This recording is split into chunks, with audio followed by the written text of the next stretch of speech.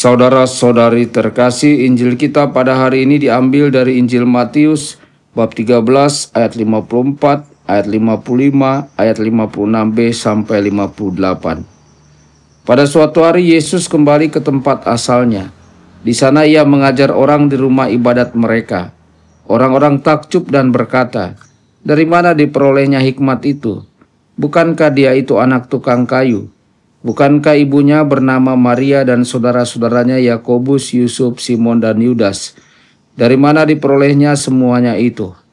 Lalu mereka kecewa dan menolak dia. Maka Yesus berkata kepada mereka, "Seorang nabi dihormati di mana-mana kecuali di tempat asalnya sendiri dan di rumahnya." Karena ketidakpercayaan mereka itu, maka Yesus tidak mengerjakan banyak mujizat di situ.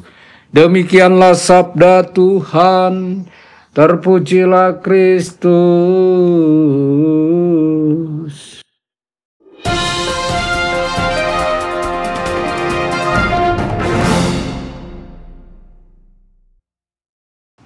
Dalam nama Bapa dan Putra dan Roh Kudus. Amin. Saudara dan saudari terkasih dimanapun Anda berada, jumpa lagi dengan saya Romo Tedens dalam saluran Warta Kabar Sukacita. Semoga Anda semua dimanapun berada senantiasa dalam keadaan sehat dan bahagia. Saudara-saudari, dalam Injil hari ini, Yesus kembali ke kampung halamannya di Nazaret. Ia mengajar di sinagoga dan semua orang yang mendengarkannya menjadi takjub. Mereka heran, bukan karena mereka tidak mengenalnya, tetapi justru karena mereka terlalu mengenalnya. Bukankah ia ini anak tukang kayu? Bukankah ibunya Maria dan saudara-saudaranya Yakobus, Yusuf, Simon, dan Yudas? Dari mana ia memperoleh semuanya itu? Alih-alih terbuka dan bersyukur atas hikmat dan kuasa yang mengalir dari Yesus, mereka justru mempertanyakannya, meragukannya, bahkan menolaknya. Lalu Yesus berkata, "Seorang nabi dihormati di mana-mana, kecuali di tempat asalnya sendiri dan di rumahnya." Dan ayat terakhir dalam perikop ini mengguncang hati kita. Dan karena ketidakpercayaan mereka, ia tidak mengadakan banyak mujizat di tempat itu. Saudara-saudari, Yesus ditolak bukan karena ia kurang hebat, melainkan karena orang-orang merasa terlalu mengenalnya. Mereka mengira sudah tahu siapa dia, dari keluarga mana, pekerjaannya, asal-usulnya. Dan justru karena itulah mereka tidak mampu melihat siapa dia sebenarnya. Seringkali kita juga bersikap seperti itu, menganggap remeh kehadiran Allah yang dekat. Kita berpikir, dia cuma orang biasa. Kita menutup hati terhadap suara Tuhan karena datangnya melalui orang yang terlalu biasa, anggota keluarga, sahabat, tetangga, atau bahkan anak-anak. Kita kehilangan kemampuan untuk melihat bahwa Allah bisa menyatakan dirinya melalui siapa saja. Saudara-saudari, Injil hari ini menegaskan bahwa ketidakpercayaan dapat mengikat tangan Tuhan.